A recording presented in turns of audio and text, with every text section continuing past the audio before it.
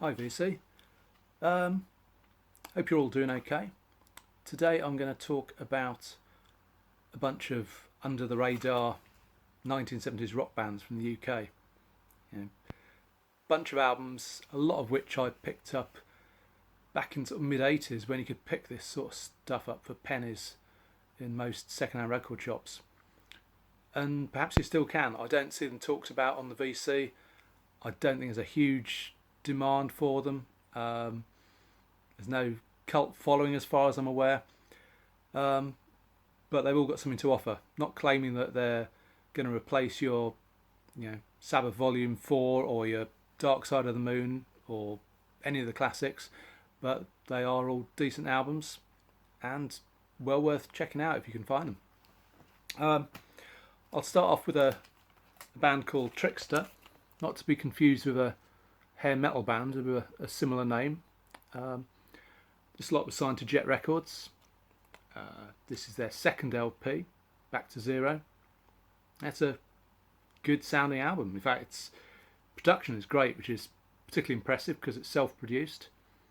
The opening track, Tomorrow Belongs to Me, kind of sets out their stall. It's a mix of the Electric Light Orchestra even, and Pilot, with sort of hints of US style AOR in there.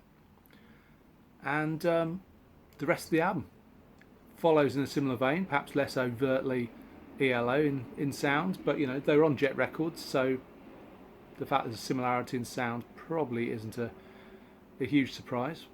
Lots of big harmonies on here, tight controlled guitar playing, tasteful keyboards, and sparing but effective use of strings at times. The track "Time Makes a Fool of Everyone" is particularly good.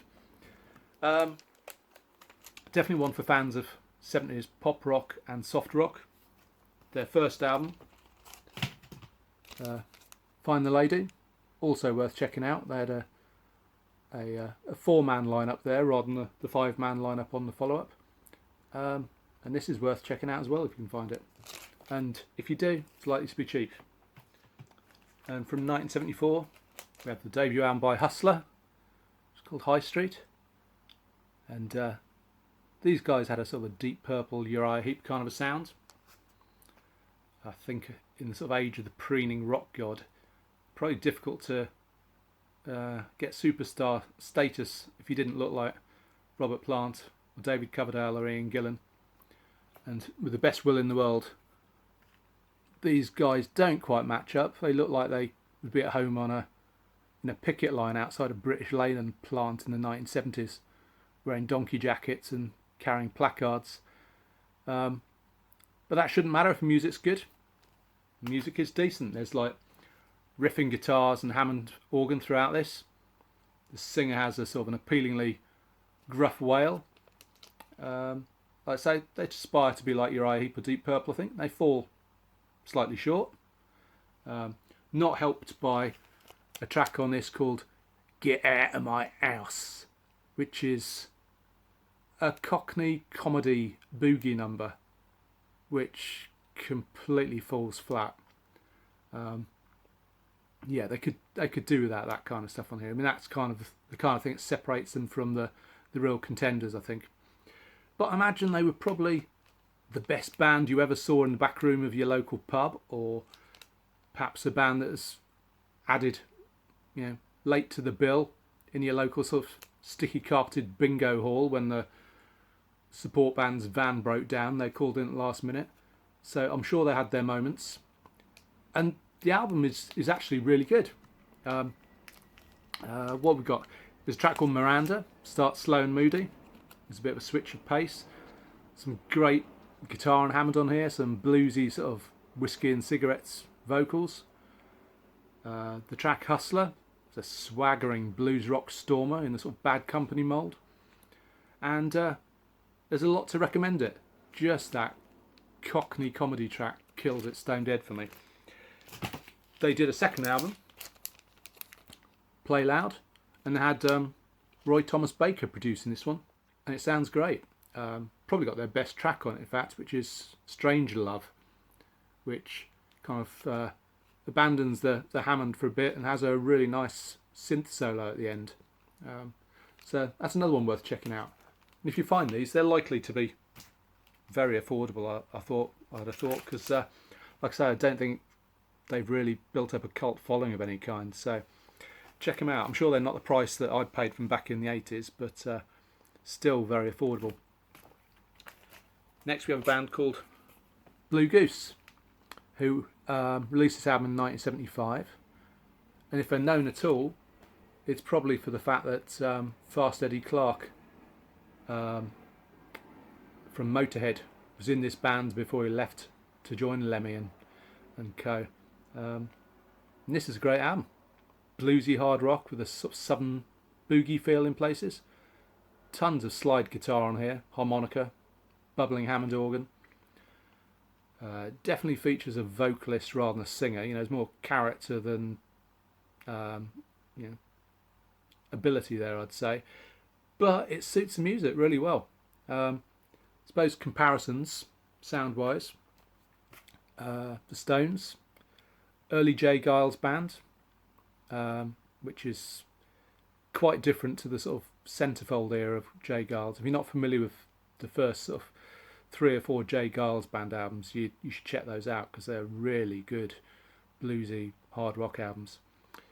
And I even hear a bit of Rose Tattoo in here, probably because of all the slide guitar and the kind of characterful vocals. But a really good album. There's the band, I say minus Fast Eddie by this point. Be interested to know what it sounded like with him in the band. I could see him slotting in perfectly. But another one you don't hear about too much. Next, from 1974, Ruby and their album Red Crystal Fantasies. And this was produced and engineered by Ken Scott, who's a big name. I mean, he would previously engineered the Beatles and Pink Floyd. He's known for producing a number of Bowie's albums, Supertramp, Jeff Beck. So someone believed in Ruby to get him on board. And it's a great sounding album. The opener, a track called Brown Eyes, opens with a kind of loose-limbed riff reminiscent of something that Thin Lizzy could knock out in their sleep. Lots of sweet harmonies on here. And some really good tracks. Strange Love has a sort of laid-back, funky wah-wah groove. Some soulful vocals and even a xylophone solo. You Are Everything to Me is a bit like a sort of Paul McCartney acoustic sketch, I suppose. I'm trying to think what else is on here. The best track, Starshine. It's the last track on the album. And again, it's more funky, soulful hard rock with this very Eddie Hazel style guitar solo meandering sort of deep in the mix. I wish that was brought up in the mix a bit because it's a fantastic solo and well worth checking out. I think the problem with this album is that the sound is inconsistent. You know, the tracks are either folky or in a sort of hard rock vein, and they don't seem to have found a way to sort of mesh the two together. So it's a little bit, all over the place. But again, really well worth checking out if you can find it at an affordable price. Which, if you see it, it is likely to be, because like I say, there's not much of a cult following for them, I don't think. It's on the Chrysalis label. And yeah, you could do a hell of a lot worse. Like I say, if Ken Scott was involved, you have to assume that somebody believed in them. And next up we have a band called Crawler, and they were previously known as Backstreet Crawler when they had Paul Kossoff from Free as a member of the band. When he died in 1976, the band continued but dropped the Backstreet part of the name and released a couple more albums under the Crawler name, one of which was this one, Snake Rattle and Roll, which is produced by Gary Lyons, who does a fantastic job. It's a beautiful sounding album, and this is really sophisticated bluesy AOR, I suppose you'd call it. Bit of a Faces swagger to it. Some Bad Company raunch, and elements of the Doobie Brothers around sort of the Captain and Me sort of period. So it's proper grown-up rock music, and thoroughly recommended. It's got Terry Wilson Slessor on vocals, who'd been the vocalist in Backstreet Crawler. He also was in a prog band called Beckett, who put out an album in, I think, 1974. And he later went on to sing with sort of British AOR band Charlie. He should have been a superstar because he's got a fantastic voice. Just joined the wrong bands, I guess, ones that just didn't quite, connect with the public. But he should have been a star. And stepping into Paul Kossoff's shoes on Crawler's albums, there's a guy called Jeff Whitehorn who does a fantastic job on guitar, and he's a really good guitar player. And last time I saw him was as the current guitarist in Procol Harum.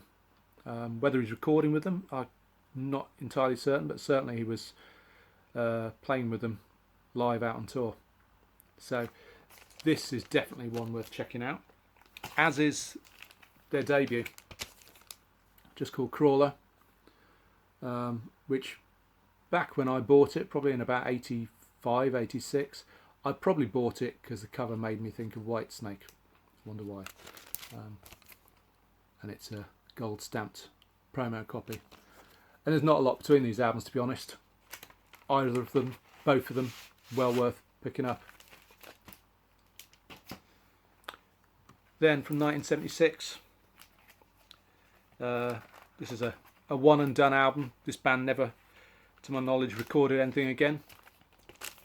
And it's Fastbuck, and their self-titled album.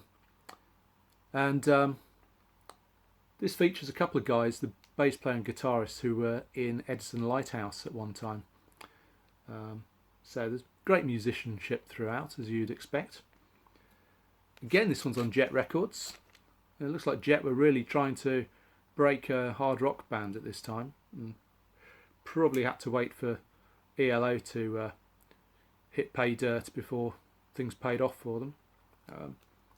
But this album's got a lot going for it. The first track, Understanding is the Word, it's like a cross between Wishbone Ash and Kansas, I suppose. Although the Kansas influence is less overt throughout the rest of the album. There's definitely that sort of Wishbone Ash sort of progressive boogie feel to a lot of the tracks. A bit of early Quo in there as well. Strong, raspy vocals, good harmonies, and yeah, it comes highly recommended again. The track Rock and Roll Star has a bit of a free influence there, and some great bass playing. And there's a couple of tracks, Hard on the Boulevard and Sometime Man, which have definitely got a bit of a southern boogie feel to them. And there's the odd sort of funk moves in places as well. So if you see that one, well worth checking out. No doubt there's tracks available online to listen to. So there you go. That's Fastbuck. Then something a bit different. A band from the UK who sounds completely American and sound a lot like the Byrds. And this is their debut from 1974. It's Starry Eyed and Laughing. And like I say, the Byrds is what you get when you listen to this album. It helps that their guitarist Tony Poole plays a lot of 12-string Rickenbacker and sounds a lot like Roger McGuinn. There's superb vocal harmonies throughout. The songwriting is great. And if you want to listen to something that kind of picks up where the Byrds left off with Notorious Byrd Brothers, this might be the place to go. This isn't a sort of a mere copy though. This is a really, really strong album. Probably the highlight on it is the final track, Everybody, which has some amazing guitar playing on it. So that would be my starting point if you want to listen to him. And yeah, it's a bit special, this album. How they didn't make it, I don't know, but probably because they were Brits playing what's considered American music, and yeah, probably was difficult to sell that one to the record buying public. The debut is better than the follow-up. I've got the follow-up here called Thought Talk, which maybe, I'm guessing, but if the first album didn't have the commercial success that they're expecting, maybe they were persuaded to do a slightly more watered down generic West Coast type album, which this is, sort of straying into sort of Eagles type middle of the road territory. Although having said that, the last couple of tracks on here, Flames in the Rain and Thought Talk, are two of their best tracks, right back in that kind of Birds kind of ballpark again. And next we have a band called Runner, who put out the one album in 1979, self-titled album. And this band had a bit of pedigree. Alan Merrill was on guitars here. No, he wasn't. Yes, he was. Guitar, keyboards, and some vocals. And he had played in Arrows, who probably best known for writing the song "I Love Rock and Roll," which Joan Jett later made her own. And Steve Gould. I should start again, shouldn't I? Steve Gould on vocals, who was in Rare Bird at one time. And then you have William Lyle playing synthesizers and doing some of the string arrangements. And he had been in Pilot and also in the Alan Parsons project. So, these guys have some experience, like I say. And it's sophisticated radio-friendly pop rock / sort of AOR. Definite Steely Dan and Doobie Brothers influences on here. And perhaps because they're all such seasoned professionals, perhaps the musicianship sort of outweighs the quality of the composition sometimes. Sometimes happens when you get session musicians putting their own albums together, or guys from other bands, the inspiration's running a bit low. But having said that, there is some good material on here. It's all solid. And there's one track on here, Run For Your Life, which when I bought this album and heard it, I thought, oh wow, I know that song. I love that song. And it's a song that Sammy Hagar had covered on his Danger Zone LP, which I think came out in 1980. And didn't even realise it was a cover. But yeah, these guys did it first. So it's worth checking out for that alone. Then my final offering today for these under the radar 70s UK albums comes from a band called Strife and their debut album Rush. Always loved that artwork. Perhaps people were confused when they saw it because they didn't know whether it was a Rush album or a Strife album. The guys have definite 70s hairdos there. I mean, that in itself would make me buy the album, seeing those guys, because nobody who looks like that is going to make weedy pop music, are they? Guy in the middle there, Gordon Rowley. After Strife recorded a couple of albums, he went on and formed a band called Nightwing, who were, on paper at least, a much more commercial proposition. They played a kind of a pompy, commercial prog, bit similar to Magnum or Kansas in places. Still didn't have a huge amount of success. They rode the sort of coattails of a new wave of British heavy metal for a while. Released, I think, 4 or 5, maybe 6 albums, including a live one. And they were decent, but I prefer Strife, I have to say.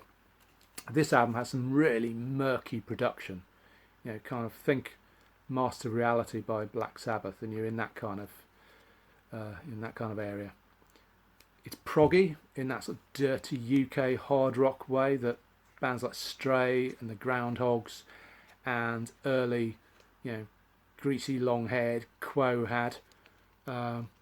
Particularly Better Man Than I has that kind of early Vertigo Quo feel to it. And the bass playing is fantastic. Gordon Rowley's got quite a sort of Lemmy kind of sound to his bass playing. I think he even played a Rickenbacker. And he sings on the odd track on here as well. And when he does, I particularly like it as a track he does, Man of the Wilderness, where his voice reminds me a lot of Roger Chapman from Family. And yeah, very good. The other guy who sings on here, whose name escapes me at the moment, no, John Reid. Great voice as well, just not as much character in it as Gordon Rowley's perhaps. There's lots of big soulful female backing vocals on here as well, which sort of elevates a lot of the songs. But the reason to get this album, and the whole album is great, it really is, probably the best thing I've shown on this video, but the title track, Rush. It's 12 minutes of greasy amphetamine boogie jittering with sort of time changes all over the place, and masses of psychedelic guitar histrionics and Pink Floyd style space rock atmospherics, and it is superb. So that is the track to check out on that. Like I said, I did a second album, Back to Thunder. Again, great artwork. Seem to be going for that sort of oriental look again. And this one, I've only ever seen copies on green vinyl. Whether it only came out on green vinyl, I don't know. There you go, on the Gull label. And it's another great album. Another superb album. Either of these would be great additions to your collection if you know, the style is something you're into. My copy has a nice Gull promo poster in it as well. Obviously the Strife album's their big release when this poster was produced, but you know, it's advertising a couple of Judas Priest albums there, and Isotope, and whoever else, yeah, Seventh Wave, Turning Point, a good sort of fusion band. So that's a nice thing to have tucked in the sleeve as well. That first Strife album is fantastic. All of these albums have a lot to recommend them, and certainly for the kind of price you're going to pick them up for, if you can find them, you know, you're getting a lot for your money. A few unheralded gems from the 70s. I'm sure at the time there were people who shouted these bands praises from the rooftops, but you don't hear a lot about them now. And I have many more of these kind of things in my collection. I seem to specialise in picking up albums in the 80s based solely on, you know, whether the band had ridiculous facial hair, or who the producer was, or whether there was weird instruments on there, or great cover art. And at the time you could do that. Yeah, records were cheap, you could take a chance. At least now I suppose you can check everything out online to see whether it's, you know, worth a punt. But there you go. Hope you saw something you liked, and I will be back with another video soon. Take care. Bye bye.